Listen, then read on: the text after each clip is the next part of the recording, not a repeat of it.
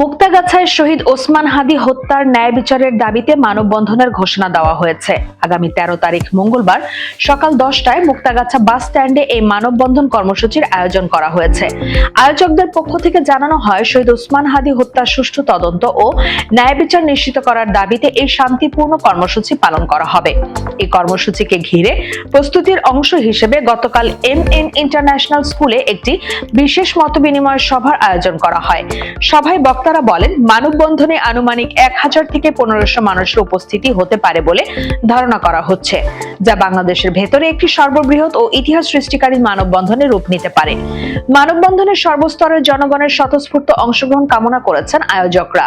তারা বলেন, ন্যায় বিচার প্রতিষ্ঠার এই আন্দোলনে সাধারণ মানুষের উপস্থিতি অত্যন্ত গুরুত্বপূর্ণ। এ উপলক্ষে ইনকিলাব মঞ্চ মুক্তাগাছার পক্ষ থেকে সবাইকে নিজ নিজ অবস্থান থেকে কর্মসূচিতে অংশগ্রহণ এবং অন্যদের অংশগ্রহণ নিশ্চিত করতে বার্তাটি ছড়িয়ে দেওয়ার আহ্বান জানানো হয়েছে। মানববন্ধন কর্মসূচির সঙ্গে সংশ্লিষ্ট হিসেবে রয়েছেন প্রধান উপদেষ্টা অধ্যক্ষ মোহাম্মদ শামীম, আহ্বায়ক অ্যাডভোকেট মোহাম্মদ নাজমুল হক, যুগ্ম আহ্বায়ক আব্দুল বাসির নোমানী, সদস্য সচিব মোহাম্মদ শামীম আলম, আজিজুল হাকিম শাহিন সহ ইনকিলাব মঞ্চের অন্যান্য সদস্যবৃন্দ। ন্যায় বিচারের দাবিতে এই মানববন্ধন কর্মসূচিকে ঘিরে স্থানীয়দের মধ্যে ইতোমধ্যেই ব্যাপক আগ্রহ লক্ষ্য করা যাচ্ছে।